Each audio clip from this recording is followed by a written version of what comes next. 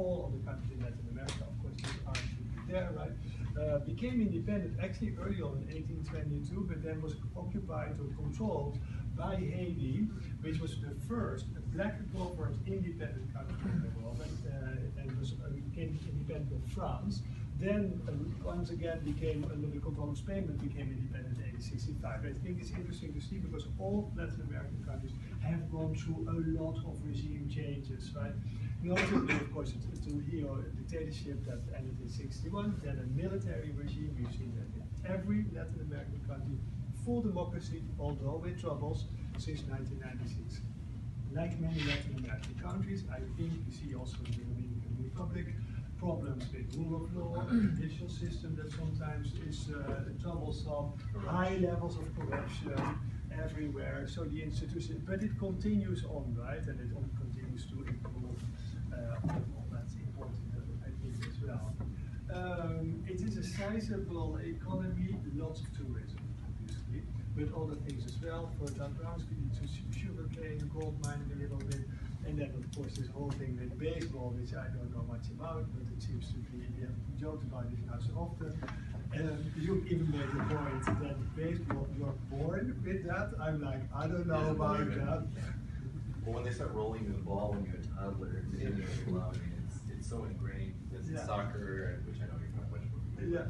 And basketball or other sports, it's if you're in the Dominican Republic, it's baseball, and you grow up with it. So, hence Pedro Martinez, David Ortiz, Rafael Devers, now on and on. The whole story is that here are Jewish refugees being saved from a racist, obviously religious racist dictator, now going into the hands of another dictator who was basically trying to lighten the race. He wanted to import European settlers to intermarry with the darker-skinned Dominicans and Haitians to actually lighten the race.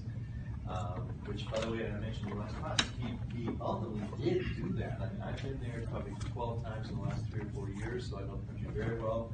Everyone knows about Dominican baseball, probably man, seriously. But if you go to the north section, this is Santiago, which is the largest city in the north, and Santo Domingo is the capital. And here's where all the baseball academies are, and up here is actually where those settlers settled in Sosua. The lion's share of the folks on the northern coast are mostly more lighter colored, like he succeeded in that happening. Whereas down on the southern coast, it's a more darker skin. And last class you asked us, so how many people have been to the DL? Other than Punta Cana, I was going to say who's going to raise it. Because that's where everyone says they go. Did you go to Punta Cana? Is that where you went to Punta Cana? Okay. Same with you? Yeah. And I don't mean to make fun of it, it was just a general place where everybody goes for tourism, but it's a beautiful country in a lot of ways. But so this is the North Coast region that I'm talking about. So these settlers who had the benefit of this decree at the conference and having the ability to travel there. Again, I don't know if this whole Gilligan's Island analogy even resonates at all with you guys, but it does with me based on what the show. Basically, these people were dropped in from other professions that they did. They had to come there under conditions that they would be agricultural workers, not their former profession, in the city. You know, accountants and doctors or lawyers or businessmen, whatever. So they had to be dropped in, and they landed at the United Fruit Company, which is the predecessor of Chiquita Banana Company now. And they basically had to make a life for themselves. And so they started a number of different industries. They eventually settled upon pasture land because they tried to grow some crops. They tried to do basket weaving, some mattress making. They tried some crazy things that just didn't work out. But they did fall upon becoming farmers and starting the largest dairy cooperative in the country. Now, when these settlers first arrived, there was only 2 million people in the Dominican Republic. Now there's 10 million. So they were a big part of starting this whole, it's called Producto Sosua, which is a dairy products company which spread throughout the whole island. So as it relates to this, which is like, what the heck is this? Previously back in July, which is wonderful to see you all again, and there's some new faces here who haven't met, who I'm looking forward to spending some time to get to know better. This is a great occasion in the sense that this is truly continuity between the July 11th event that, again, a lot of you folks came to, and tonight, which is Kristallnacht.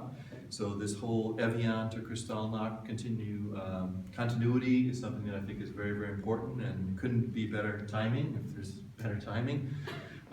First and foremost, I want to thank the management staff here, Laurent Wasson, as well as Mark Figueredo, who's taping me, for all of the support that I've been given here.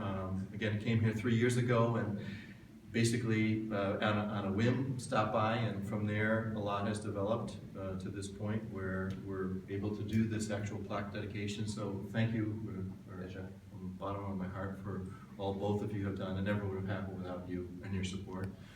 I did want, if you had a second, for Laurent Wasson, who is the general manager, to say maybe a word or so, if you would. No pressure.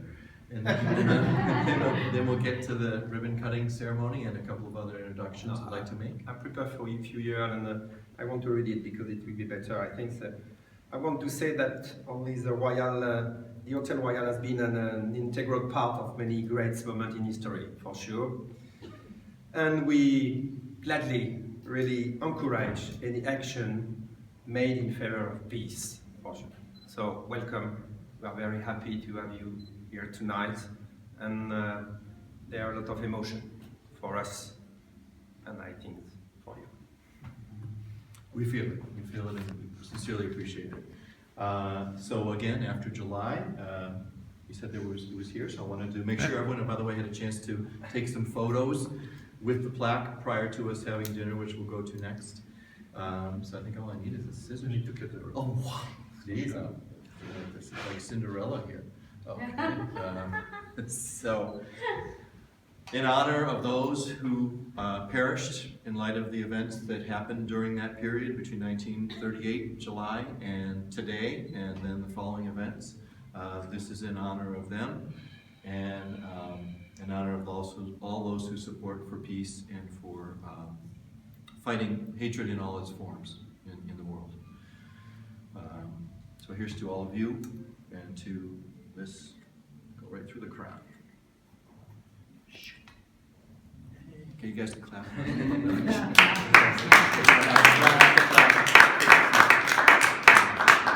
And then again, here we go. Ta-da! Wow. I carried this around with me in my bag all day today at the United Nations and on the plane to get here, so this extra 8 pounds, it may not seem like much, but I encourage all of you to go pick this up. It's very heavy, but it embodies all the benefactors who were kind enough to invest their time to support the event in July, and it's only fitting that they're on here now, and for just to read this, for those who, it's still heavy, it hasn't gotten any lighter, to read this in this room, July 6th through the 15th, 1938, the Evian Conference was convened to discuss the growing refugee crisis created by Nazi persecution of European Jews. In attendance were 32 world countries, 24 volunteer relief organizations, and over 200 international journalists. The Dominican Republic was the only world country willing to admit up to 100,000 displaced refugees as safe haven. So I won't have to carry this in my bag anymore. It feels good to physically deliver it.